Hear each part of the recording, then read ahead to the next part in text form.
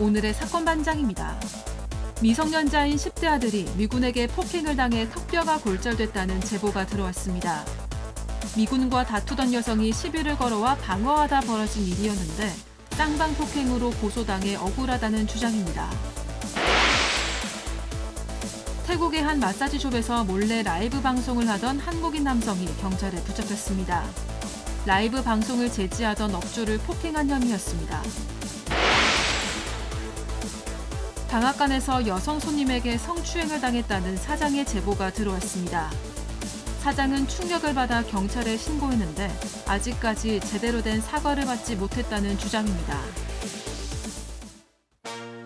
뾰로롱 안녕하십니까. 자, 오늘 시간은 짧은데요. 드릴 말씀이 많아서 쓸데없는 얘기 바로바로 시작하도록 하겠습니다. 예.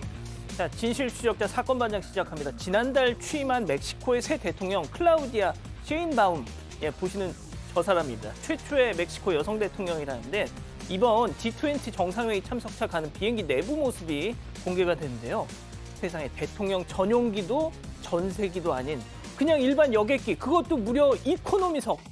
현직 대통령이 이코노미석. 자, GDP 순위 세계 15위의 경제대국 멕시코 대통령이 도대체 왜? 라는 의문이 생기는데 세상에 가난한 국민이 있는 부유한 정부란 있을 수 없다라는 게 셰인바움 대통령의 철학이라고 하는 거예요. 감동적이에요. 자, 오늘 출연자 소개 올리죠. 예, 백다희 아나운서, 양지열 변호사, 오윤성 순천향대 교수, 박지훈 변호사 나오셨습니다. 안녕하세요. 안녕하세요. 예, 사랑하는 딸 김아리가 운영하는 서울 성북구 도남동 네일숍 리마키 사방 가족들 오시면 DC 팍팍 하신 이성민님.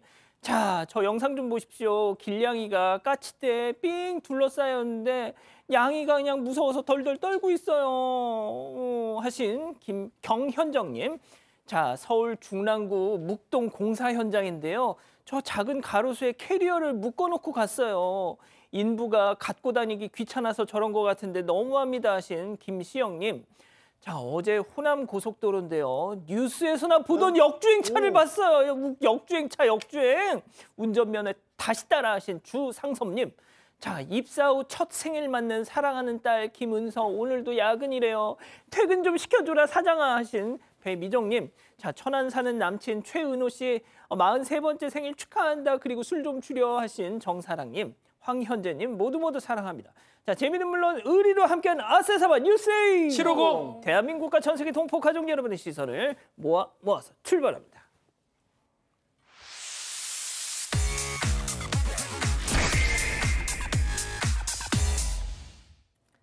첫 번째 가보죠. 쓰레기 봉투만 쏙. 자, 충격적인 제보 영상 만나보시죠. 자, 쓰레기를 잔뜩 들고 온 여성. 남의 집 쓰레기를 발로 그냥 꾹꾹 자, 매듭을 막 풀고 있어요. 자, 풀어 헤치는데 봉투가 열리자 갖고 온 쓰레기를 그 안에다가 탈탈탈탈탈탈탈탈. 예, 아주 그냥 우겨 넣습니다. 빈 봉투만 쏙 뺐습니다. 그리고 또 하나 역시 또 탈탈탈탈탈탈. 역시 봉투만 쏙 빼고 하나 세 번째로 털어놓고 봉투만 또 빼고요. 자, 그러고 나서 봉투는 이미 터질 듯 한도 초과. 이놈의 봉투 왜 이렇게 안 들어가? 젖먹던 힘을 다해서 입구를 동여매고요. 자, 그리고 다음 봉지 꺼내 듭니다. 역시나 매듭을 풀고 커다란 전기장판을 꺼내와서 그 위에 꾹 집어넣기 신공. 자, 봉투 손잡이 잡고 솟아라 힘. 자, 아이고 됐다. 아이고 됐어. 난 역시 정말 살림의 여왕이야. 아, 저렇게. 아이고, 어머니 쓰레기 봉투가 막혀서 소고기 사 먹으려고 왜 저러고 살아 진짜. 네, 이곳은 제보자가 사는 경남 창원의 단독주택입니다. 최근 나무 가지치기를 하고 나뭇가지들을 쓰레기 봉투에 담아서 집 앞에 뒀는데요. 잘 처리됐는지 봤더니 나뭇가지들은 수거가 됐는데 내놓은 적이 없던 전기장판이 버려져 있었다고 합니다. CCTV를 확인해 보니까 웬 여성이 쓰레기가 든 봉투를 가지고 와서 제보자가 내놓은 나뭇가지 봉투에 쓰레기를 옮겨 담고 빈 쓰레기 봉투만 쏙 챙겨갔습니다. 가지고 왔던 전기장판도 함께 버렸는데요. 환경미화원이 이것만 빼고 수거를 해서 갔던 겁니다. 제보자는 여성이 가져온 쓰레기도 남의 집 쓰레기를 가져온 거고 딱 쓰레기 봉투만 챙기려고 한 것 같다고 추측을 하고 있습니다. 아니 그럼 잘못 배출된 쓰레기, 특히 그 전기장판. 아니 내가 온팡 뒤집어 써야 되는 거잖아요. 그럴 뻔했던 겁니다, 사실은. 그래서 이 제보자분은 다행히 CCTV가 있었으니까 이거를 불법 투기로 구청에 신고를 해서 구청 직원분이 나오셔서 확인을 해서 이제 본인이 이거를 이제 뭐 과태료를 물은 그런 상황 벌어지지 않았는데 저건 쓰레기 봉투에 그냥 넣어서 버리면 되는 게 아닙니다. 전기장판과는 별도로 처리를 해야 되는 건데 문제는 만약에 CCTV가 없는 집에서 이런 일이 벌어졌더라면 집주인이 꼼짝없이 다 뒤집어 써야 될 수도 있는 그런 상황이지 않습니까? 이게 봉투값이 문제가 아니라 저런 거는 정말 있어서는 안 될 일이고 또 구청에서는 저 여성분의 신원을 구청에서 추적할 권한은 없잖아요. 네. 과연 저 여성의 과태료가 부과될지는 또 알 수 없는 그런 상황이라고 하는데 아이고. 글쎄요, 뭐 얼마나 경제적으로 많이 어려우실 수도 있지만 저건 아니죠. 예. 아니죠. 좋습니다. 자, 다음 이어갈게요. 길거리에서 퍽퍽입니다. 자, 오늘 아동학대 예방의 날입니다. 예, 전해진 그 날을 맞아서 전해진 충격적인 제보 영상 만나보시죠. 자, 삼거리에 불박차 스톱. 맞은편에 한 가족이 보이는데 아빠인 듯 싶은 남성이 갑자기 아이 머리를 잡고 퍽 치고 아이가 막 아빠 미안 하자 이젠 자 머리 치고요. 심지어 다음은 니키까지 칩니다. 무릎으로 얼굴을 쳤어요. 아이를. 자, 이내 엄마로 보이는 여성이 막 뜯어 말리는 그 장면까지 나오는데 자, 상황 설명 좀 해주세요. 네, 지난 17일 오후 인천 서구의 한 길거리에서 있었던 사건입니다. 이 제보자는 지나가다가 한 남성이 초등학생 저학년으로 보이는 남자아이를 폭행하는 장면을 목격했습니다. 이 제보자에 따르면 가족으로 보였고 아빠로 추정되는 젊은 남성이 담배를 피우면서 남자아이의 머리를 때리고 있었다고 합니다. 아이의 머리를 누르더니 무릎으로 폭행을 이어갔다고 하고요. 또 남자아이는 남성 앞에서 두 손으로 싹싹 빌고 있었고 좀 맞아서인지 놀라서인지 얼굴이 상기가 돼 있었다고 합니다. 그리고 더 어려 보이는 여자아이도 있었는데 목석이 된 것처럼 한 발짝도 움직이지를 못하고 가만히 서 있었다고 합니다. 이 폭행이 계속되니까 아이 엄마로 보이는 여성이 뒤늦게 남성을 제지하면서 말렸다고 합니다. 오 교수님, 앞서 말씀드렸다시피 오늘 아동학대 예방의 날입니다. 자, 집도 아니고 벌건 대낮에 길거리 한복판에서 아이를 저렇게 팬다면 사람들 없는 집에서는 어떨까요? 아예 뭐 다른 사람들 눈을 전혀 의식을 하지 않는 것 같습니다. 그래서 이 제보자 같은 경우도 이 바로 신고를 해도 만약에 저 자리를 떠버리면은 그 경찰이 어떤 그 대처를 못하니까 차라리 사건 반장이 제보해서 이렇게 여러 사람들에게 알려야 되겠다라고 생각을 할 정도였는데 거기에서 맞는 그 남자 아이와 그 뒤에서 바라보고 있던 그 여자 아이의 모습이 지금도 아주 생생하게 그 눈에서 어른거린다라고 합니다. 그런데 사실은 이 엄마로 보이는 이 여성 같은 경우도 남편으로 보이는 저 남성이 저런 행동을 하는 데 있어서도 전혀 말리지 못한다라고 한다면 저 남성은 지금 굉장히 그 집안에서 폭력적인 그런 남편, 아버지일 가능성이 상당히 큰데요. 통상 저런 사람들이 소위 얘기하는 그 방한 여포, 바깥에 나가서 다른 사람들에게는 꼼짝 못하면서 자기 아이들이나 아내에게 저런 식으로 하는 사람들이 많거든요. 그래서 앞으로 이런 상황들이 있다라고 한다면 계속 제보를 해주세요. 그래서 이 가정폭력이 사라지는 날까지 저렇게 해야 되는데 사실은 저 아이들 같은 경우는 저렇게 맞는 그 뒤에 후유증이라는 거 이게 굉장히 심각할 것으로 생각이 됩니다. 그러니까 말입니다. 알겠습니다. 자, 다음 이어가죠. 상어가 나타났다. 자, 충격적인 제보 영상 두 눈 부릅뜨고 함께 보시죠. 자, 바다 낚시가 한창. 그런데 낚싯대가 안 감겨. 완전 팽팽. 이거 왕건일세. 자, 그 순간 바로 그 순간 갑판 위로 고! 이 덩어리는 다름 아닌 상어 영어로 샤크. 어머 막 낚시꾼들 혼비백산. 자, 난데없는 상어의 출현에 성난 상어는 몸부림을 치면서 막 배 위를 쑥대밭으로 만들고 있는데요. 자, 박 변호사님. 이거 우리나라 맞습니까? 세상에 상어 고기 드셔본 적 있나요? 못 먹었죠. 고래고기는 먹어도 상어 고기를 먹기는 어려운데 일단은 상어를 이게 월척이라 하기는 좀 어려워요. 상어를 어떻게 이 고기로 쓰기에는 조금 애매하기 때문에 지금 아마 낚시 유튜브 하던 제보자인데 17년 낚시를 하다가 상어를 잡는 거는 처음이고요.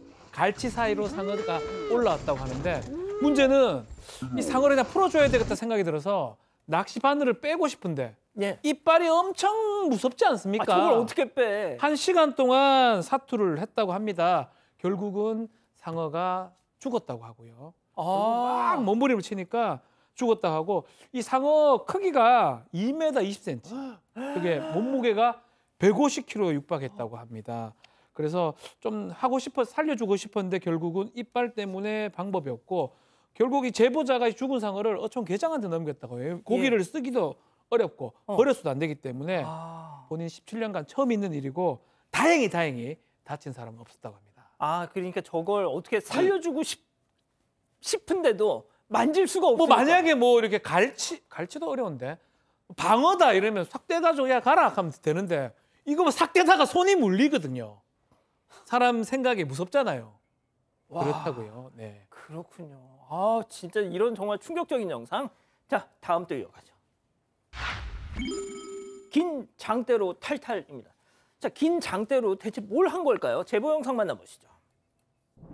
자, 대문 틈 사이로 싹 비집고 한 노인이 컴온 뭔가 노리는 듯 긴 장대와 가방을 들고 잠시 주변을 살펴보더니 바로 그때 목표물 포착. 자, 나뭇가지들 해치고 안쪽으로 들어가서 뭔가 한참 씨름을 하고 있어요. 끙끙대고요. 뭐 이러고 있어요. 자, 그러더니 갑자기 빨갛게 잘 익은 감이 손에 들려 있습니다. 바로 감도둑. 남의 집 감도둑. 역시 감은 소리질러 먹는 게 최고야. 진짜 2024년도 이제 딱 한 달 남았는데 아직도 60년대 생각하면서 살면 어쩌니 진짜. 그러게요 말입니다. 지금 보시는 영상은 지난 16일 오전 7시 정도에 충남 보령의 한 사무실 마당이라고 합니다. 보신 것처럼 장대하고 가방을 가지고 온 거는 아예 작정을 하고 들어오신 것 같습니다. 그런데 영상을 가만히 보시면요. 저렇게 감을 훔친 다음에 CCTV 사각지대로 다시 노인이 어딘가로 들어가는 장면이 마지막으로 나오거든요. 저기가 어디냐? 평소에는 이 제보하신 분이 이 흡연을 하는 공간이 따로 있다라고 합니다. 그런데 거기는 CCTV가 없는데 거기 가보니까 어떻게 한쪽 구석에 이렇게 나뭇잎으로 이렇게 덮어놓은 모양새가 좀 있다라는 거예요. 저 노인이 거기에 용변을 보고 가신 겁니다. 그러니까 감만 훔쳐간 게 아니라 사무실 한쪽 구석에 용변까지 본 건데 그런 얘기 있잖아요. 그 도둑질하고 그 집에 이렇게 실례를 하고 가면 안 잡힌다라는 속설이 있었거든요. 근데 저는 오랜만에 들었습니다. 이분은 모르셨던 모양이에요. 주변에서 그 얘기를 해주셔서 혹시 저거 감 훔쳐가면서 안 잡혀가려고 그런 거 아닌가 하는 생각도 드신다고 하는데 어쨌든 제보자분 감은 드셔도 되는데 와서 좀 치워주세요라고 간곡히 부탁하셨습니다. 안 됩니다. 드시면 안 돼요. 그 귀한 감을 박 변호사님. 나 먹을 것도 없는데. 네. 이게 보면 철저하게 계획된 범죄 같아요. 범죄입니다. 이것도 마찬가지로. 남의 감을 가져가고 장대로 가져가는 모습에 지금 양지열 변호사 설명에 의해도 아주 철저한 계획에 의해서 변까지 지금 보고 간 거 아닙니까? 근데 변이 있으면 걸려요. 뭐 얼굴도 걸리겠지만 DNA 뭐 다 있잖아요, 사실은. 그래서 하여튼 남의 감 가져가면 안 되겠죠. 그러니까 말입니다. 좋습니다. 마지막 사연으로 가볼게요. 지독한 내 딸의 남편입니다. 집단지성의 판단을 받아보고 싶으시다면서 제보해 주신 사연 함께 들어보시죠. 안녕하세요. 못난 사위 때문에 늘 고생하는 딸을 둔 60대 여성입니다. 저에게는 딸이 하나 있어요. 힘든 결혼 생활을 했던 저와는 다르게 딸은 멋진 삶을 살길 바라는 마음에 열심히 공부시켰는데요. 다행히 딸도 잘 따라와 줬고 좋은 대학을 나와서 남부럽지 않은 대기업에도 합격했습니다. 그러다가 딸이 결혼하고 최근에는 아이를 낳고 육아휴직 중인데요. 그런데 가끔 찾아가면 딸이 너무 힘들어 보이는 겁니다. 사위가 쉬는 날인데도 아이의 분유를 챙겨주거나 기저귀를 갈아주는 걸 한 번도 본 적이 없습니다. 심지어 새벽에 아이가 울어도 우리 딸만 일어나서 달래기 바빴습니다. 사위는 늘 일하느라 피곤하다면서 쉬기만 했어요. 딸이 안쓰러웠지만 사위가 오죽 힘들면 저러겠나 싶어서 이해했습니다. 어쨌든 부부의 문제니까요. 그런데 딸이 아이를 보고 있을 때 사위가 방충망 청소 좀 해라고 하거나 욕실에 곰팡이 닦으라고 타박까지 하는 겁니다. 그것도 장모인 제가 보는 앞에서요. 결벽증이 있나 싶을 정도로 집안 청결에 예민하게 굴더라고요. 딸은 애 아빠랑 다투기 싫다고 그 잔소리들을 순순히 다 듣고 있는데요. 보다 못한 제가 대신해서 청소를 해줄 때도 있었습니다. 딸이 독방 육아를 하고 있는데도 사위는 손 하나 까딱 안 하고 오히려 깔끔을 떨면서 제 딸을 부려먹기까지 하는 모습을 보니까 정말 부하가 치밀어 오릅니다. 저라도 한 소리를 해야 될까요? 그렇군요. 자, 기다리고 기다리셨던 부천연접타임 유튜브 JTBC 뉴스 채널 사건반장 독립 채널에서 8천여 분의 우리 가족 여러분들 함께하고 계신데요. 채팅창에 OX로 함께 참여해 보시죠. 먼저 4위입니다.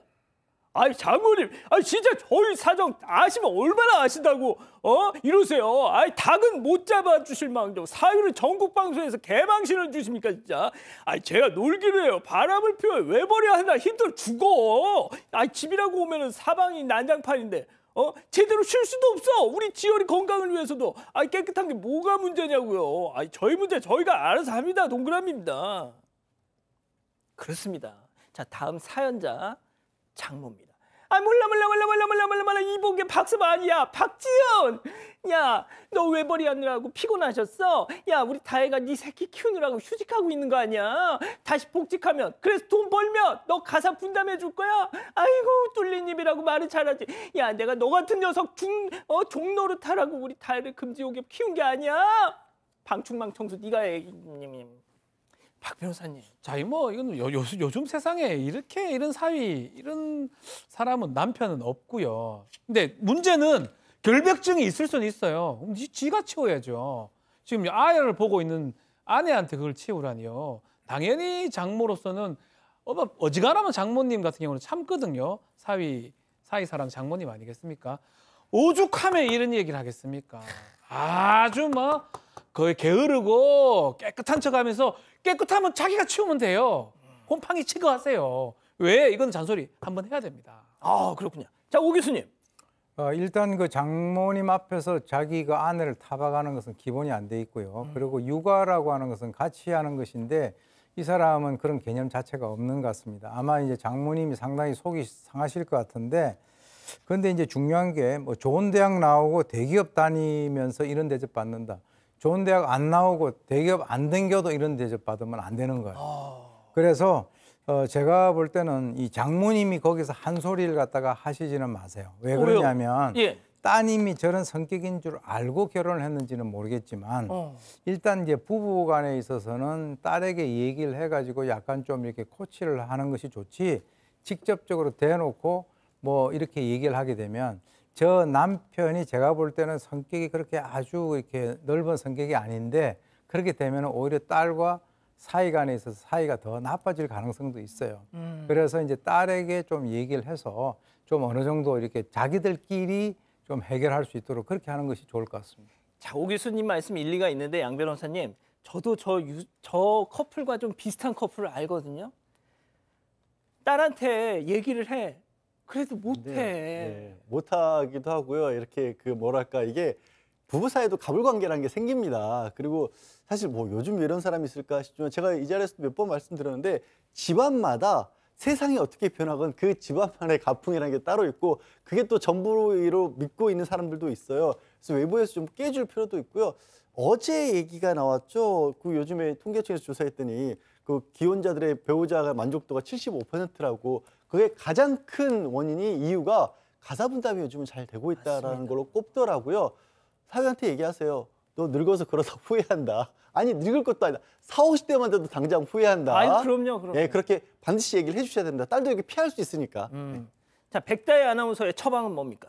저는 가만히 있으면 그렇게 해도 되는 줄 알 것 같아서요. 한마디가 아니라 여러 마디를 하시면 좋겠다는 게 저희 생각입니다. 네, 가족분들 의견도 볼게요. 김영환님, 같이 해야죠. 요즘 세상이 다릅니다라고 하셨고요. 커피큐브님, 내 아들은 저렇게 키우지 말아야지 또 다짐합니다라고 하셨습니다. 현준홍님, 걱정 말고 자기들끼리 살게 내버려 두세요. 가지 마세요. 이런 의견도 있었습니다. 그렇군요. 자, 사반 제보 메일과 카톡 제보 채널에서는 많은 사연 제보 기다리고 있습니다. 자, 아시겠지만 공공장소에서 함부로 발 올리지 말자, 이른바 노조 캠페인, 저희 사건 반장이 거국적으로 전해드리고 있는 거 다 아실 겁니다. 자, 오늘은 정말 역대급 제보, 손완호님 보고 계시죠? 자, 보여주시죠. 자, 오늘 오후 서울 아산병원 내과 진료 대기실에 앉아 계시는데 어디선가 냄새가 풍겨오더란 거죠. 아, 뭐야 하고 봤더니 양말을 반쯤 벗은 채 쌍욕을 앞 의자 위에 살포시 얹어놓은 저 유연한 자태. 도대체 양말을 다 벗든지 신든지 왜 반만 벗었을까요? 이 양반아, 양말 신고 쌍욕 내려 하셨습니다.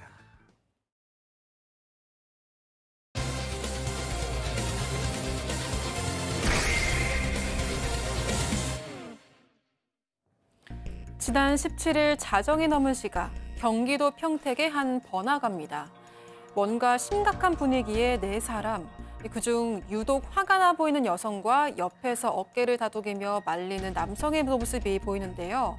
그런데 잠시 후 이들과 함께 있던 10대 남학생의 턱뼈가 골절되는 일이 벌어지고 말았습니다. 평생 후유장애가 남을 수도 있는 상황이라고 하는데요. 대체 이날 무슨 일이 있었던 걸까요? 예, 지난 주말 한 미성년자 아들이 집에 돌아온 길에 아까 보신 것처럼 기막힌 일을 당했다면서 부모님이 저희한테 제보를 주셨어요. 네, 이 제보자의 아들은 지금 2006년생 만 18세고요.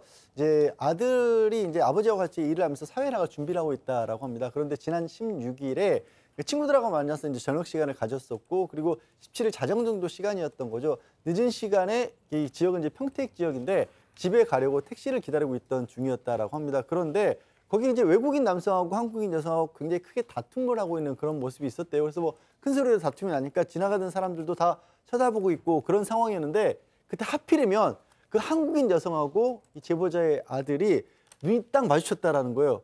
뭐 그럴 수 있죠. 근데 그 이후에 정말 생각지도 못한 일이 벌어졌던 겁니다. 예, 눈이 딱 마주치고 나서 그 이후에 정말 생각지도 못한 사건이 벌어졌다. 그 영상 속 그 아드님은 내일 수술을 앞두고 있어서 저희가 대신 아버님께 그 당시 상황 들어봤습니다. 들어보시죠. 그 한국인 여성께서 뭘 쳐다보냐 하면서 이제 욕설을 내뱉었고, 안 쳐다봤다라고 했는데 저희 아들한테 이제 삿대질을 하면서 다가왔어요. 그리고 가슴을 밀치고 욕설을 퍼붓는 와중에 옆에 같이 있던 미국인 남성이 무방비 상태에서 주먹으로 가격을 했고요. 그쪽 한국인 여성은 못 가게 계속 막고 많이 욕설을 계속 했던 것 같아요. 그리고 나서 옆에서 경찰에 신고를 하니까 그 한국인 여성하고 미국인 남성이 자리를 이탈을 했어요. 그래서 저희 아들은 이제 피를 흘리면서 어쨌든 경찰이 오기만을 기다리면서 이제 뒤따라간 거죠. 아, 지금 영상을 봤더니 완전 무방비 상태에서 그냥 옆에서 날라온 주먹에 맞았어요. 네, 맞습니다. 이 제보자에 따르면 이 눈이 마주친 한국인 여성이 뭘 쳐다보냐고 욕을 했습니다. 그 아들은 안 쳐다봤다고 얘기를 했는데도 계속해서 시비를 걸었다고 하고요. 또 심지어 이 여성이 아들에게 삿대질도 했습니다. 근데 삿대질을 심하게 해서 그 아들의 입에 손가락이 들어갈 정도로 거칠게 했다고 하고요. 그래서 아들이 여성의 손을 뿌리쳤는데 이때 갑자기 보시는 것처럼 옆에 있던 외국인 남성이 주먹을 날리면서 이 무방비 상태에 있던 아들의 턱을 가격했습니다. 이 외국인 남성은 주한미군 중사였고요. 키가 190cm에 몸무게가 100kg, 정말 커다란 체격이었습니다. 이 제보자 아들도 키가 184cm로 작지 않은 체격이었는데도 당시 충격이 커서 코피를 정말 많이 흘렸다고 합니다. 자, 오 교수님 정리하면 이 상황인 것 같아요. 그 주한미군 남성과 여성은 뭐 둘이 지인 사이였다는데, 이제 딱 그 여성하고 이 피해자 남성 미성년자 그 아드님이 눈이 마주치니까 아마 저 여성은 뭘 봐? 뭐 약간 이랬던 것 같아요. 근데 막 삿대질을 하니까 이 손가락이 내 얼굴을 향한 겁니다. 그러니까 아드님 입장에선 그 손을 탁 쳐낸 거죠. 그렇죠. 그러니까 저 옆에 있던 전혀 상관도 없던 주한미군 남성이 얼굴을 가격한 거예요. 자, 그런데 경찰이 왔습니다. 아니 근데 저 주한미군 나도 얘한테 맞았어요. 막 이랬다는 겁니다. 지금 이제 우리 제작진이 피해자, 가해자 그리고 경찰 등을 대상으로 종합적으로 취재를 한 결과 해당 미군은 자기가 이제 이 아이를, 이 소년을 때린 사실을 인정하면서도 방금 말씀하신 대로 자기도 맞았다. 그래서 자기 그 뭐 아내에게는 피해자가 내 팔을 밀쳤다. 경찰에게는 피해자가 내 가슴팍을 밀쳤다. 이렇게 그 진술을 한 거죠. 그렇다면 실제로 그 피해자가 자신을 밀친 게 저게 찍혀 있어야 되잖아요. 예. 그런데 이 CCTV 영상을 우리가 확인해 보면은 정말 전혀 그런 물리적인 게 없었잖아요. 저것만 보게 된다면. 그럼에도 불구하고 지금 일종의 그 쌍방 폭행, 즉 다시 말해서 그 미군이 주장하는 것을 그대로 인정을 해가지고 이 제보자의 아들 같은 경우는 폭행 혐의, 그리고 미군은 상해 혐의로 각각 입건이 돼 있는 사항이라고 하는데, 저렇게 기계적으로 입건을 할 게 아니라 어떤 사항을 보고 난 뒤에 그렇게 판단해서 입건을 해야 되는 것이 아닌가. 만약에 맞았다고 계속 거짓말을 주장을 하게 된다면 명백히 저러한 어떤 물리적인 접촉이 없음에도 불구하고 서로 쌍방이 되는 것은 상당히 억울한 일이죠. 예. 자, 그런데 더 억장이 무너지는 건 지금부터입니다. 체크포인트 짚어보죠. 자, 안 죽은 게 신기할 정도. 자, 의사가 저런 말을 하더랍니다. 제보자 얘기 들어보시죠. 의사 선생님한테 들은 내용은 사람이 때렸다고 생각이 안 들었대요. 사람이 주먹으로 때렸을 때의 이 관절이 이 정도 나가는 거는 성형외과 의사로 지내면서 처음 봤던 일이다. 그래서 의사 선생님 말로는 죽지 않은 게 신기할 정도로 정말 상처가 심하다라고 말씀을 하셨고요. 입 안에 이제 보철 착용을 하고 고정한 상태로 8주간 있어야 되고요. 그리고 워낙 병도가 너무 심해서 평생 후유 장애가 남을 수도 있다고 말씀을 하시더라고요. 네, 그 말에 좀 제가 많이 무너졌던 것 같아요. 와, 그 턱뼈 엑스레이 사진 좀 다시 한번 좀 보여주세요. 박 변호사님, 예. 뼈가 완전히 그냥 끊어졌어요. 이거 뭐 모르는 사람 일반인이 봐도 턱뼈가 지금 몇 군데가 골절이 일어났습니다. 지금 봐서는 와, 이게 한 뭐야. 번 정도 가격을 하는 것 같은데 턱뼈가 지금 4군데가 골절이 났는데 CT 촬영 결과 나왔던 게 누가 봐도 보이잖아요. 모르는 사람이 봐도 그걸 알 수 있는데 의사 말에 따르면 이게 정말 사람이 때린 거 맞냐. 본인이 의사하면서 주먹으로 이렇게 가격했는데 턱관절이 4개나 이렇게 골절 되는 경우는 본 적이 그러니까 없다고 의사 합니다. 얘기는 뭔가 둔기 같은 걸로 맞은 거 아니냐. 그러니까요. 손으로 해서는 저게 불가능하다고 말씀을 한 것 같고요. 좀 전에 얘기를 좀 했지만 내일 수술합니다. 8주간 입이 다물어지지 않습니다. 그 고정된 상태로 물이나 미음 같은 거 먹고 식사도 어떡해. 불가능한 상황이고 이 임플란트도 지금 해야 되는데 지금 보면 이빨도 지금 빠질 것 같거든요. 턱관절 고정한 후에 임플란트 수술해야 되고 가장 이제 제보자를 무너지게 만든 게 평생 후유장애가 남을 수밖에 없다. 남을 수도 있다라는 의사 말씀에 좀 통화를 하면서 울먹이게 됐다고 합니다. 자, 저짓을 한 그 해당 미군 중사 현재 그 미군 부대 안에서 조사를 받고 있다고 하는데 뭐 일단 우리 경찰한테도 우리 경찰 조사도 받을 거라고는 해요. 자, 그런데 저희 제작진이 그 해당 미군 이 가격한 이 미군의 아내와 연락이 닿는데 뭐라고 합니까? 네, 해당 주한미군 아내는 남편은 사람을 때리면 안 된다는 걸 누구보다 잘 아는 사람이다. 그걸 가르치는 사람이다라고 얘기를 했습니다. 또 남편이 때렸으니까 무조건 잘못을 한 거고 남편도 피해자와 가족들에게 너무나도 죄송하게 생각하고 괴로워하고 있다고 전했는데요. 피해자가 무사히 치료를 받고 빨리 회복되길 간절히 바란다고도 밝혔습니다. 또 피해자와 가족들이 허락한다면 당연히 찾아가서 얼굴을 보고 사과할 의향도 있다고 전했는데요. 또 이와 함께 치료비와 합의금 등 최대한 보상도 하려고 한다 이렇게 전했습니다.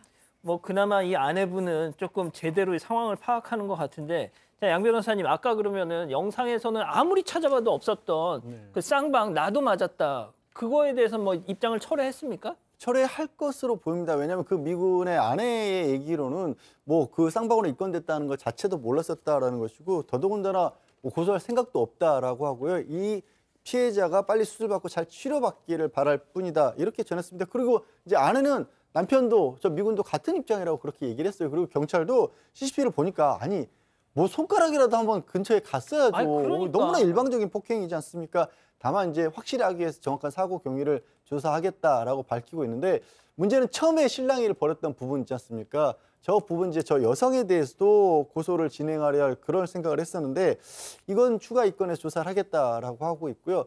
저 부분은 자칫하면 이제 쌍방폭행으로 어느 정도 입건돼서 조사받을 가능성은 있습니다. 어쨌든 손을 밀친 것 자체도 손가락 얼굴 막 향하니까 아이 탁 이렇게 쳐낸 거. 예. 근데 쌍방폭행으로 조사를 한다 그래서 그게 모두 다 무슨 재판에 넘어가고 처벌받는다는 건 아니에요. 입건한다는 건 조사를 하겠다는 건데 법문상으로 엄격히 따지면 폭행에 해당하지만 그게 말씀드리지만 조사를 해서 저거는 뭐 저 범죄가 된다 이런 수준으로 볼 수 있는 상황은 아니죠.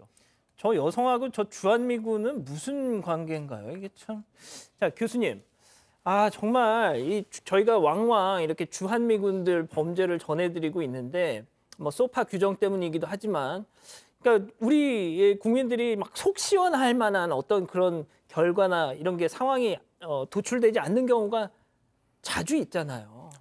그래서 이제 지난번 그 소말리 그 사건도 그렇고 그래서 이제 사실 우리가 이제 외국 같은 데 가더라도 그 나라 법을 준수하고 또 사실 그 외국인의 입장에서는 먼저 어떤 폭력을 사용한다든가 이런 어떤 도발적인 행동을 한다라고 하는 것은 상당히 그거는 양국 간에 있어서의 어떤 문제가 될 수 있는 그런 상황이 있습니다. 그래서 저 한 사람 개인의 문제이긴 하지만 뭐 여러 가지 어떤 그런 것들, 즉 다시 말해서 양국민과에 있어서의 어떤 불화라든가 이런 식으로 또 비화가 될 수 있는 그런 사안이기 그럼요. 때문에 경찰의 입장에서는 이 사건에 대해서 뭐 우리나라 국내법에 의해서 문제가 있으면 거기에 대해서 정확하게 어떤 그 의법 처리를 하는 것이 필요하다라고 봅니다. 그러니까 말이죠. 예, 첫 번째 사건 정리하고요. 두 번째 사건 이어갑니다.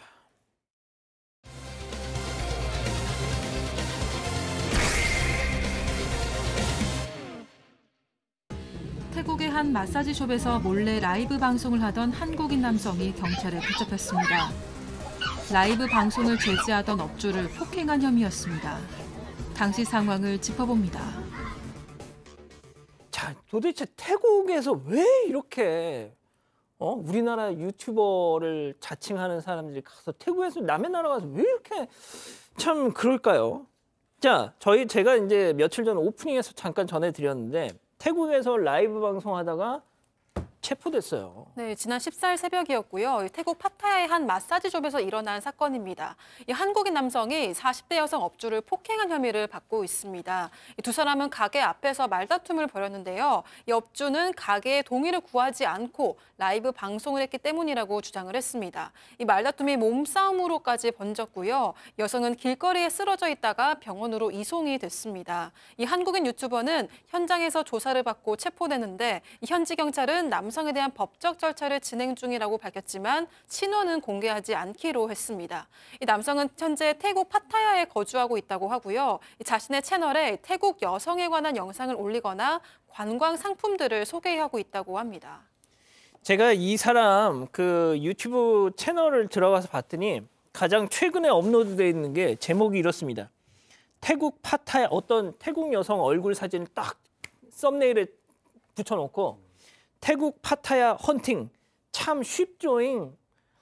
무슨 의미인지 아시겠죠? 자, 그런데 이 이자가 한두 번이 아니었다면서요. 그러니까 저 마사지 숍을 운영하는 여자 사장님이 태국 분인데 이제 남자친구가 한국 사람이었다고 합니다. 그리고 이 유튜버라는 사람하고 또 그 태국 사장님의 남자친구가 아는 사이였어요.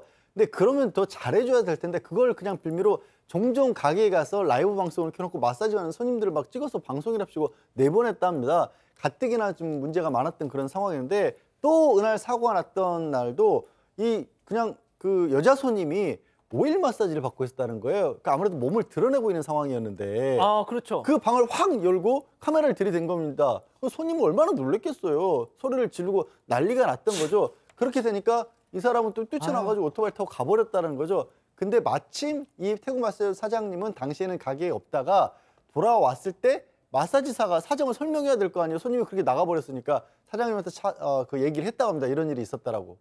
자, 지금 보시는 장면이 그때 사건 당시 그 라이브 방송을 하고 있는데 심지어 태국 현지 경찰이 출동을 해서 막 지금 검거를 하고 있는데 그 태국 경찰 픽업 트럭 위에 올라가서도 지금 라이브 방송을 하고 앉았어요.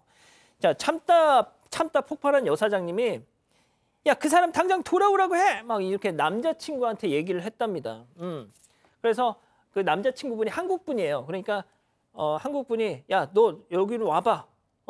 호출을 받고 왔답니다. 어휴, 사장님 죄송해요. 다시는 안 그럴게요. 했을까요? 체크포인트 짚어보죠. 아, 본성 나오네. 자, 저희가 당시 유튜버가 찍었던 영상 확보했는데요. 보시죠. 뭐 형한테 이렇게 돼갖고 미안한 건 있지만 이거 봐봐, 이거 성격 나오잖아. 성격 나. 형 본성을 보잖아. 본성. 지금 말했어? 만들어요. 저 불러보려고요. 오케이. 벌써.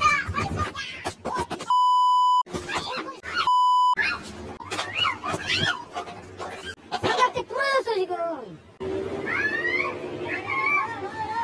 의자로 지금 나 찍었어요. 그래 나 손으로 막은 거야. 자, 박 변호사님. 그러니까 마사지숍 그 여사장님의 한국인 남자친구가 야, 유튜버야, 너 일로 와. 와서 사과해. 뭐 이렇게 불렀어요. 네. 그러니까 따지고 보면 형수님한테 저 짓을 한 거예요. 굳이 말하면 남자친구, 여자친구라고 하니까요. 그래서 유튜버 얘기는 이랬습니다. 오토바이 타고 가다가 한국인 남자친구한테 전화 연락을 받고 갔고 별일도 아닌데 이렇게 문제 제기한다라고 욕설을 했다라고 합니다. 그리고 좀 중요한 게 원래 인사하러 가려고 했는데 이 커튼이 쳐 있길래 살짝 들여다본 건데 왜 이거 가지고 난리를 치냐, 손님이 있었을 뿐이다 라고 이상하게 해명을 하면서 여사장이 계속 화를 내니까 이 상황에서 성격 나오잖아, 지금 본성 나오잖아 라고 하는데 이 말투 자체가 당연히 사장이 알아먹겠죠. 그러면서 또 남자친구한테는 오히려 잘 된 거다라고 적반하장식 태도를 보였다고 합니다. 자, 저희가 지금 어떤 단서도 전해드리지 않았지만 채팅창에서는 지금 누구네 하면서 다 지금 알고 계시네요. 예. 자, 오 교수님. 지금 아까 잠깐 사진이 나갔는데 그 여사장님 크게 다쳤어요, 지금. 네. 지금 이제 사실 이 여사장님 같은 경우가 왜 허락 없이 촬영하냐라고 다시 이제 가게 오지 말라. 그리고 이제 뭐 만약에 그러면은 경찰 신고하겠다라고 했는데 경찰 불러 이렇게 도발을 했습니다. 그러니까 더 격분했죠. 그래서 이제 거기에다가 계속 촬영을 하니까 이 카메라 치우라고 유튜브 휴대전화를 갖다가 지불했는데 이때 이제 밀고 다니는 몸싸움이 일어났고 옆에 있던 여사장 남자친구가 말리기도 했는데 결국 아까 보신 바와 같이 폭행당한 여사장 같은 경우는 길거리에 쓰러져서 일어나지 못하는 상황에서 저 여자가 의자를 나를 찍으려고 해서 손으로 막았을 뿐이다. 자기가 넘어진 거고 난 때리지 않았다. 뭐 이런 식으로 얘기하면서 아까 뭐 여자 본성이 나왔다. 이런 식으로 얘기를 했는데요.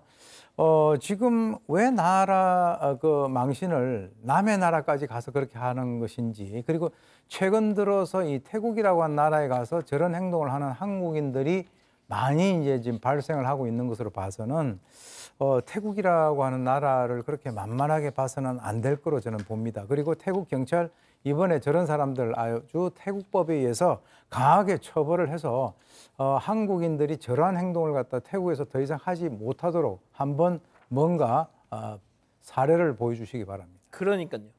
자, 지금 저희가 이 방송을 하고 있는 중에도 이 유튜버는 라이브를 하고 있대요. 자기 유튜브 채널에서. 지금 우리 가족 여러분들이 말씀해주고 계시네요.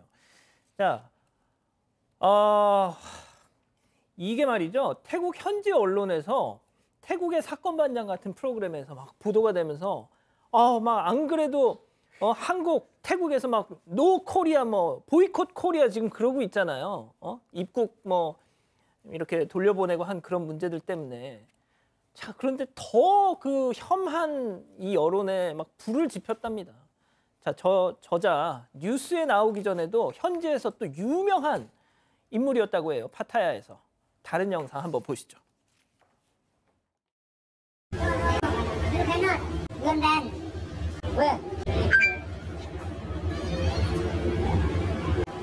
내 카메라 잊어먹 카메라를 들고 가야지 화장실에. 내가 그래서 들고 가는 거지. 내가 뭐 이거를 찍기 위해서 들어가냐? 야 지금 못 들어간대. 못 들어간다고. 이유가 뭔데? 카메라 찍어갖고 출입 금지 시켰대. 다른 데 또 뚫어야 돼. 골치 아프네. 자, 양 변호사님, 제가 방금도 말씀드렸지만 일부 태국인들이 한국에 이제 관광을 하려고 왔다가 불법 체류를 하면서 지난해부터 이제 태국 국적자에 대해서 출입국관리소가 되게 엄격하게 심사를 했어요. 네. 그러다가 SNS를 중심으로 일부 이제 태국인들이 한국 입국할 때 부당한 대우를 받았다 해가지고 보이콧 코리아 막 이랬거든요. 네. 그래서 지금 한국에 관광 오려고 했던 태국인들이 다 뭐 중국, 일본으로 가면서 태국 교민 사회가 지금 되게 뒤숭숭한데 이런 인간들 또 막 발호를 하면 그러니까요. 지금 그런 부분들이 이제 태국 분들의 자존심을 건드린 거 아니겠어요? 아니 우리 돈 가지고 한국이라는 나라에 관광 가려고 하는데 왜 우리 이렇게 뭐 타박하느냐, 함부로 대하느냐 이런 것들이 이제 태국 내에서 여론이 들끓고 있는 상황인데 하물며 자기 자신들의 나라에서 한국 사람이 저렇게 행패를 부리면 얼마나 이 부분이 기분의 문제가 아니라 이거는 정말 국격의 문제로 커질 수 있는 그런 상황이거든요. 지금 보신 상황은 또 뭐냐면 이 클럽에 이 남성이 들어서 클럽 내부를 촬영하러 하는데 미성년자를 데리고 들어가려고 했다라는 거예요. 우리나라에서도 당연히 상식적으로 안 되는 짓이지 않습니까? 그리고 이 안에서 들어가서 화장실에서 영상을 촬영하려고 하니까 안 된다라고 그렇게 못 들어오게 막은 거예요. 거기에 대해서도 지금 보셨겠지만 왜 나 못 들어가게 하냐면서 거의 뭐 욕하듯이 그렇게 얘기를 하고 자기는 뭐 화장실에 내가 찍으러 들어갔냐, 카메라 당연히 내가 잃어버릴까 봐 갖고 다니는 거지. 그러면서 저 클럽에서는 평소에도 촬영을 했던 모양입니다. 이젠 다른 데 어디 찾아야겠다라면서 또 이렇게 가는 모습인데 이전에도 이미 저는 그 영상을 보지 못했지만 유튜브에 올라온 거 보면 저 영상이 정상적인 어떤 영상이 아니라 술 취해서 잠드는 여성을 자기가 마사지한다고 저렇게 찍었다는 거예요. 저건 글쎄요, 저게 마사지라고 봐야 할까요? 그리고 그 외에도 뭐 길거리 지나다니는 여성들한테 말 걸고 연락 좀 물어보고 여러 번 폭행이라든가 어떤 성적인 비하 이런 거 관련해서 불법 촬영으로 문제를 일으켰다라고 하고요. 그리고 그 와중에 또 끊임없이 태국 현지인들을 비하하는 발언을 하고 있다는 거예요. 지금 저 사람이 만지고 있는 저 분홍색 저게 마사지건이 아니고요. 성기구입니다. 성기구. 자, 백다희 아나운서, 아까 그 쓰러진 그 여사장님, 네. 그냥 뭐 재수 없었다 치자 이렇게 넘어가신 거 아니죠? 아닙니다. 이 여사장은 SNS에 일단 수술을 받은 팔과 병원에 누워있는 사진을 올렸습니다. 이 팔에는 부러져서 이 봉합한 수술 자국이 그대로 남아 있었는데요. 이 수술받은 팔은 치료가 짧게는 몇 달에서 길게는 몇 년이 걸릴 것 같다고 합니다. 또 한국인 유튜버는 그동안 라이브 방송으로 많은 문제를 일으켰지만 경찰을 두려워하지도 않고 법을 어기는 등 뻔뻔하다라고 분노를 했습니다. 또 해당 유튜버의 신상과 그동안 했던 라이브 영상, 불법 행위들을 낱낱이 정리해서 올리면서 고발하고 있는데요. 여사장은 유튜버가 이미 교도소에 다녀온 전적도 있고 최근엔 불법 전자담배를 판매하기도 하는 등 수많은 불법 행위를 저질러서 같은 한국인들도 싫어하는 사람이라고 주장을 했습니다. 자, 오 교수님, 지금 우리 채팅창에서 우리 가족 여러분들이 조니 소말리를 욕할 참 낯이 없다. 저 인간을 보니까 지금 그러고 계세요. 그렇죠. 뭐 한국판 뭐 소말리라고 해도 뭐 어떻게 보면은 그거보다 좀 더 심할 수도 있는데 지난달에는 이 태국에서 체포가 됐던 한국인 마약 사범이 마약 사범이 경찰에 의해서 검거돼서 연행돼 가는데 호송차하고 유치장에서 라이브 방송을 이게 미친 거 아닙니까? 어떻게 보면은 왜 거기서 라이브 방송을 해요? 그래서 이거를 갖다가 봐줬던 그 현지 경찰이 처벌을 받았다 그래요. 그래서 지난 3월에는 또 한국인 남성이 태국 여성에게 접근을 해가지고 무단으로 촬영하는 등 여러 가지 어떤 무리를 빚은 바가 있는데 지금 아까도 얘기 나왔지만 주 태국 한국 대사관에서는 이런 그 무분별한 개인 방송 촬영으로 해서 상당히 국가적인 어떤 이미지가 지금 떨어지고 있다. 좀 주의를 했으면 좋겠다라고 이렇게 얘기를 했는데 제가 볼 때는 좀 이게 약하지 않느냐는 생각이 듭니다. 제가 이제 사실 그 태국 왕립 그 경찰 그 대학에 그 교환 교수를 갖다가 제가 있었던 적이 있는데 거기 이제 태국 사람들 같은 경우는 사실은 뭐 상당히 그 자존심이 강한 민족이고요. 예. 그리고 6.25 때 우리를 갖다 도와줬던 우방입니다. 지금 현재 뭐 어떤 뭐 그 국민소득이라든가 이런 거를 가지고 그 나라 사람들을 그렇게 무시하고 이런 식으로 행동을 하게 된다면 저런 사람의 그 한 사람의 그 어떤 폐악질로 인해서 많은 우리 그 선량한 한국민들이 전부 다 도매급으로 어떤 그런 취급을 받는다라고 하는 사실이 굉장히 안타까운데 제가 볼 때는 이런 사람들에 대해서 그냥 주 태국 한국 대사관에서 경고하는 정도가 아니라 국가적 차원에서의 뭔가 대책이 있어야 되지 않는가. 그렇지 않으면 정말 어글리 코리안이라고 하는 이미지가 굳어질 것 같이 보입니다. 그러니까 말이죠. 자, 두 번째 사건 정리하고요. 세 번째 이어갑니다.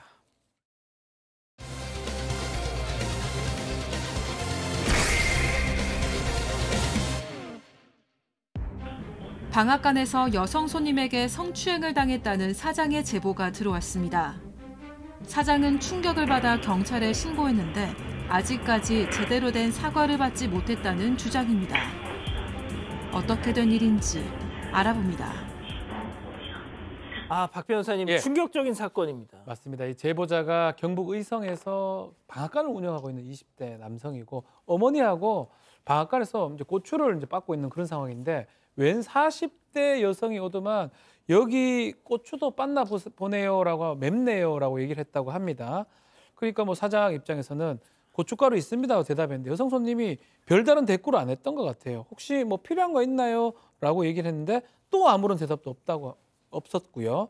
더 말을 걸려 하다가 손님 입장에서 뭐 이거 빻는 거 구경도 하고 싶을 수도 있고 고춧가루 사고 싶으면 말하겠지 싶어서 그냥 계속 일을 했는데 손님은 그 이후에도 별다른 말씀이 없었다고 합니다.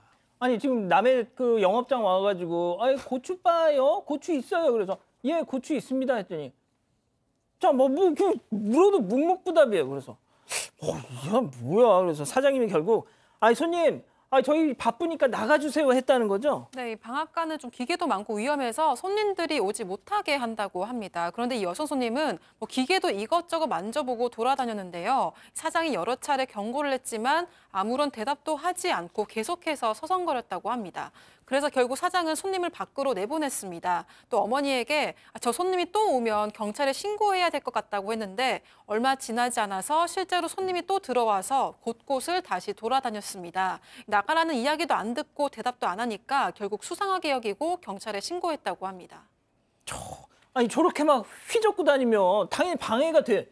계속 참았어. 손님이니까 계속 참으리는 막 쓰면서 경찰이 오면 해결되겠지 싶어서 그대로 그냥 있었답니다. 자, 그런데 저 여성 손님 돌발 행동. 자, 그 때문에 사장님은 충격과 공포에 휩싸였다는데요. 직접 얘기 들어보시죠. 남은 일 하고 있으니까 그분이 점점 계속 제 옆으로 왔었어요. 그래서 경찰 오니까 이분 데리고 가시고 할 거니까 그냥 놔둬보자 하는 김에 아무 말도 안 하고 있었는데 갑자기 제 옆으로 오더니만 하고 있는 제 쪽에 손으로 한번 꽉 움켜쥐더라고요. 그래서 제가 뭐 하시는 거예요? 라고 작게 말해도 대답 안 하고 그냥 돌기만 하고 다시 마저 일하고 있는데 또 갑자기 오더만 이번에는 좀 터치 같이 한번 잡으려고 했는데 빨리 쳐내서 다이긴 했어도 제대로 뭐 아까처럼 꽉 움켜쥐지는 못했었거든요. 얼마 안 지나서 제가 CCTV를 확인하고 있으니까 경찰분들이 오시더라고요. 아니 한 번도 아니고 두 번을. 아니 너무 당황스러워서 지금 말문이 턱 막힌 상황인데 그냥 영상에서 보신 그대로 저렇게 방앗간 주위를 떠돌다가 이것저것 막 간섭하듯이 보다가 갑작스럽게 사장의 중요한 부위를 콱 움켜쥐었다라고 하고요. 그냥 너무 놀라고 당황해서 경찰 오면 이것도 얘기해야겠다 이런 생각밖에 안 들었다라는 거예요. 그게 뭐 이렇게 폭력을 가하거나 이런 것도 아니고 너무 어처구니가 없으니까 멍해져 버린 거예요. 맞아요. 근데 그러고 있는데 또 한 번 또 그런 시도를 했었고 그 두 번째는 손으로 쳐내는 바람에 이렇게 콕 움켜짚지는 못했다라고 하는데 어쨌든 경찰이 이후에 왔답니다. 그런데 지금부터는 사장님이 주장이긴 합니다만 이 사장님 보기에는 이 여성 손님이 별로 사과도 하지 않고 그냥 돌아갔다라는 거예요. 그리고 경찰하고 이제 저녁 무렵에 이 사건과 관련해서 이 전화가 와서 얘기를 나누는데 어떻게 처벌을 되냐고 물어보니까 그 가해자가 완전히 정상은 아닌 것 같다라는 얘기를 했다는데 그 다음 말이 좀 이해가 안 가요. 성별이 바뀌어서 처벌이 낮아질 수도 있다? 그러니까 무슨 얘기냐면 남자가 여성을 추행하는 것과 여성이 남성을 추행하는 건 다를 수가 있다는 식으로 경찰이 얘기를 했다는데 저는 도대체 이게 무슨 말인지 뭐가 달라요, 다르기는. 자, 오 교수님. 진짜 잠깐 계속 잡아주세요. 요즘 저런 얘기하면 진짜 큰일 납니다. 아니 그러니까 저 경찰은 도대체 어디에 근거를 두고 저런 얘기를 하는 것인지 남성이 여성 성추행할 때하고 동일한 거죠, 어떻게 보면. 그런데 지금 이제 이 사장님 같은 경우는 키가 180이 넘고 운동도 해가지고 사실 뭐 어떤 남으로부터 불시에 공격을 받으면 그걸 뭐 이렇게 막아낼 수 있는 그 정도의 능력은 된다라고 합니다. 그런데 갑자기 저 여성이 어떻게 보면 술 먹은 것도 아닌 것 같은데 갑자기 와가지고 남의 남자의 중요 부위를 갖다가 움켜쥐니까 본인이 아무런 대응도 할 수 없고 머리가 하얘지면서 당연하죠. 기껏해서 하는 얘기가 아니 지금 뭐 하시는 거냐라고 하는 그 말밖에 나오지 않았다는 거죠. 그래서 이분이 말로만 듣던 그 성추행이라고 하는 그런 여러 가지 얘기들을 갖다 말로만 많이 들었지만 막상 자기가 그렇게 당해보니까 피해자들의 심정이 이해가 됐고 이 수치심과 모멸감을 느꼈다라고 합니다. 자, 뭐 경찰들의 저 워딩은 일단 이 제보자분의 주장이라고 전제를 하겠습니다. 자, 그런데 저 여성 손님 사건 벌어진 이후 감감무소식. 자, 3주쯤 흘렀을까 가게로 전화가 왔다고요? 네, 그게 10월 말쯤이었고요. 이 어머니가 전화를 받았는데 이 여성은 이 아드님한테 잘 말해줄 수가 없냐, 진짜 머리가 아팠다 이렇게 이야기를 했습니다. 뭐 평소에도 머리가 아픈데 당시에도 아팠고 그래서 기억이 잘 안 난다 이런 뉘앙스인 것 같다고 합니다. 그래서 어머니는 전화로 할 게 아니라 와서 사과를 하던지 얘기를 하라고 했는데 부끄러워서 못 가겠다 이렇게 대답을 했다고 해요. 그 이후에는 한동안 연락이 없었다고 합니다. 이 사장은 전해 듣고 나서 부끄러운 짓을 왜 하는지 의문이었고 사과도 하지 않은 태도에 화가 났다고 전했습니다. 자, 사과를 받는 건가 싶었는데 그게 아니었어요. 더군다나 대화를 하면서 사장님을 분노하게 만든 그 남편이라는 사람의 결정적인 한마디, 체크포인트 짚어보죠. 인심 써서. 자, 무슨 얘기인지 직접 들어보시죠. 한동안 연락이 없었는데 11월 2일 토요일 날 일하고 있었는데 밖에 보니까 어떤 여자가 마스크를 쓰고 왔더라고요. 저 사람이겠다 했는데 한번 확인해보자. 비타민 음료랑 강정 같은 거랑 바나나 이렇게 껌봉다리에 해서 왔더라고요. 또 그 여자분이 전화가 와서 말 좀 잘해달라 하니까 어머니가 왔을 때 사과를 하고 가야지 왜 그냥 가냐. 이제 제가 일 마치고 나가니까 남편분이 저희 가게에 들어오더라고요. 뭘 원하시는데 그러면 합의하시게요? 그래서 제가 합의 도대체 제가 얼마 부를 줄 알고 합의하기를 원하시냐고. 혹시 2천만 원 있으세요? 2천만 원 가져올 수 있으세요? 하니까 2천만 원 너무 많아요. 저희가 인심 써서 1,000만 원 드릴 테니까 그렇게 하면 안 될까요? 라고 하더라고요. 자, 양 변호사님. 지금 처음에 이제 음료하고 과자를 바깥에 놓고 그냥 가버렸던 겁니다. 사과는 하지 않고. 그러고 나서 이제 어머니한테 연락을 했다라는 거죠. 그 어머니가 아들한테 말 좀 잘해달라 이런 식으로 연락을 해서 아니 와서 사과를 해야지 무슨 소리냐라고 그렇게 전했더니 남편하고 같이 왔다라는 겁니다. 남편하고 같이 와서는 머리가 아파서 한 번씩 그럴 때가 있다라고 얘기를 했다는 거예요. 그래서 기억도 잘 안 나서 조사받으러 가서야 그걸 알았다라고 얘기를 하답니다. 사실 사장님도 뭐 경찰도 그렇게 얘기를 하고 처음에는 뭐 좀 아픈 사람인가 그렇게 생각을 했다라고 해요. 근데 의사소통을 막상 와서 할 때는 또 아무렇지도 않았다라는 겁니다. 아무튼 그런 상황에서 남편한테 뭐 제가 뭐 얼마를 줄 줄 알고 합의를 하느냐 이제 홧김에 그런 얘기를 한 겁니다. 이거 돈이 문제가 아니라. 근데 그 홧김에 2천만 원 있으세요 그랬더니 조금 전에 들으신 것처럼 그럼 인심 써서 제가 1,000만 원 드릴게요 라고 하더랍니다. 얘기하고 싶겠습니까? 말도 더 이상 하고 싶지가 않아서 2주 드릴게요 라고 해주는데 아무런 연락이 그 뒤로 없었답니다. 그래서 다시 이제 여자 손님한테 연락을 했더니 여자 손님이 문자로 답을 미안하네요. 신랑은 돈 안 준다네요. 머리 아파요. 라고 답이 오고 끝이었답니다. 자, 박 변호사님. 사과하러 와서 웬 또 바나나를 들고 와 또. 하필이면 또 그게 또 그렇게 또 되죠. 일단은 이 태도가 너무 괘씸하기 때문에 민사소송 불법행위에 의한 손해배상 청구가 아마 가능합니다. 위자료 청구가 가능하기 때문에 준비하고 있다고 하고요. 성추행 당했는데 제대로 된 사과도 아니고 이상하게 얘기했던 부분들이 그렇고 특히 이제 트라우마가 좀 생겼다고 합니다. 당연하죠. 이전에 당연하지. 방앗간 일하고 있으면 좀 어르신들이 와가지고 어깨 좀 이렇게 등 두드리고 이러면 그때는 아무 생각 없이 아들과 생각하는 거라 생각했는데 이제는 누가 오면 헤이! 하지만 깜짝이야. 깜짝 놀랐. 그만큼 트라우마 생긴 거예요. 저 지금 진짜 깜짝 놀랐어요. 누구라도 어머니 하지 마세요. 절대 하지 마세요. 이게 평생 이런 게 남을 수도 있어요. 왜냐면 깜짝 놀라지 않겠습니까? 그래서 또 자기 혼자 있으면 또 그런데 어머니 혼자 있다가 이런 일 당하면 어떡하냐 이런 생각도 하고 있습니다 지금. 아까 오 교수님 말씀하신 것처럼 남자든 여자든 성추행을 뭐 이런 성폭력을 당하면 같은 반응입니다. 자, 세 번째 사건 이렇게 정리하고요. 전하는 말씀 듣고 오겠습니다. 올겨울 들이 어때 섹시 어때 올겨울 여행 어때 바다 어때 여기 어때 여행할 때 여기 어때 여행할 때 여기 어때 주문하신 소파가 나옵니다. 소파를 주문 즉시 받았다면 그건 성급한 소파일 뿐 자코모는 아니지. 이것이 1등 소파 브랜드의 퀄리티 정신. 소파는 결국 자코모. 센트룸은 생애주기 건강을 연구합니다. 성별, 연령에 따라 생애주기에 딱 맞춘 과학적 설계. 건강 이제 한 팩으로 맞추자. 센트룸 원데이 팩. 치킨 우습게 보지 마세요. 퍼펙트한 메인 디쉬 블랙 알리오 프라닭 치킨.